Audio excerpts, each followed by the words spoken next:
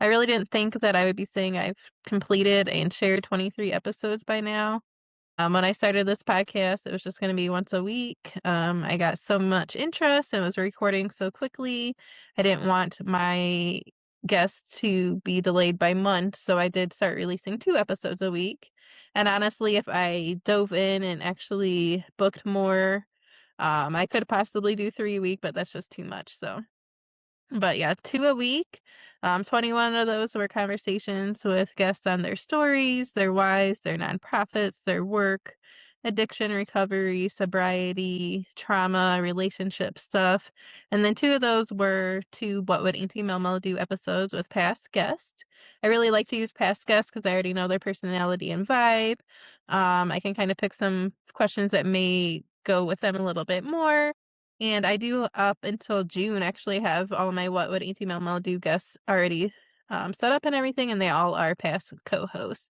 But of course, if you're ever interested in joining me and want to just reach out, I'd be more than happy to have you.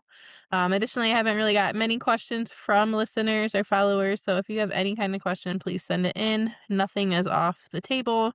Sex, love, intimacy, family dynamics, jobs, music stuff, concert stuff, movie stuff, fun stuff. You're having a tiff with one of your best friends, send it in. It can all be anonymous. We put it all on a wheel, we spin, and that's how we answer our questions. Me and the guest will then just share our perspective or what we feel on that question. But like I said, this episode is more kind of a recap and just a check-in with me. 23 episodes, I can't believe it. That video, I hope you all watch it. I will include it with this episode. It is on YouTube and my Facebook. I think it was a little too long to get on Instagram. But watching that, I literally have no words. It brings me to tears every time I watch it. It's just amazing the amount of people that I've met, the types of people I've met, the connection and friends that I do have all over the world now. I've had people from Jerusalem, Australia, the UK all record with me. And I do have a spreadsheet of about 80 or 90 more people that are interested in joining me for a conversation and an episode that are all over the world. So I think it's so cool. That's one plus of technology is that we can make friends all over the world. We can share our stories, people all over the world. That's another thing. These aren't just America problems. Everybody has a story. Everybody has something to share. Everybody has a trauma or something that they went through or a passion or a why. So I think that's awesome. I've made some really cool lifelong connections and friends. I've met people that I just knew that I meant to be in my life now, which is really freaking cool.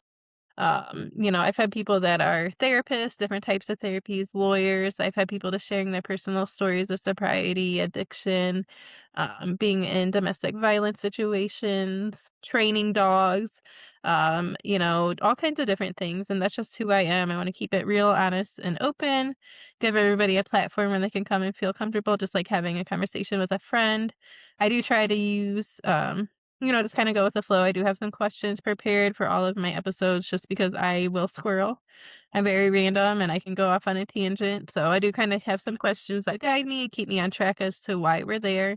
But I also want my guests to feel comfortable and, feel safe in sharing what they're sharing. So thank you to anyone that has joined me, anyone that showed interest in joining me. If I haven't set up a time or something, don't worry, I will. Things did get a little overwhelming there for a while. Like I said, I didn't expect so much interest. I thought I would be chasing people down to be guests, and that is far from the case. As I said, I have a spreadsheet with about 90 people. Um, I also have people I wanna reach out to and have some fun guests lined up that I think would be awesome, or that I'm interested in reaching out to see if they will be interested in joining me. Some of them are higher up people, some people are celebrities, some people are just local people, but you never know unless you try, so that's something I'm learning with this podcast is my self-esteem has grown a lot. I can proudly say that I'm freaking proud of myself. I'm somebody that's always had low self-esteem, I don't like bragging, I don't like having an ego. But hell yeah, girl.